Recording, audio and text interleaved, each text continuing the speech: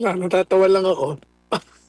Unang-una, alam mo, Clara, kung nakikinig ka, kung nanonood ka, pumasok ka sa gobyerno. Yung trabaho mo, talagang maraming magre-react.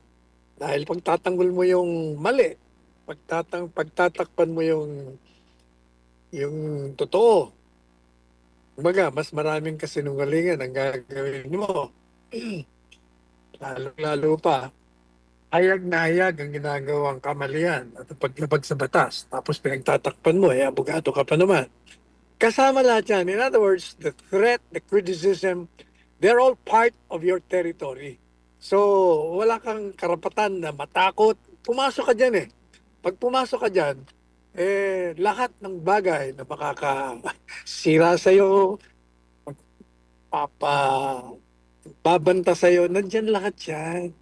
Tanggapin mo lahat yan. Kung hindi mo kaya, umalis ka dyan. Ganun lang kasimple yan. Saka isa pa, alam mo, ikaw o ilan sa mga naging kagaya mo na nagsasalita sa gobyerno, ang pinagbabantaan, bakit naman ako?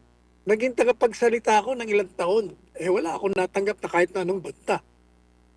Doon lang makikita mo, bakit ka pinagbabanta? Baka marami ka na kasing sinasabi rin na nakakayamot at naiinis sa'yo, kaya pinagbabantaan ka.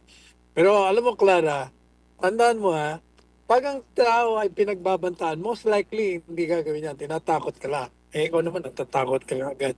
Kasi kung talagang sasaktan ka, sinaktan ka na, bakit pa bibigyan ka ng warning?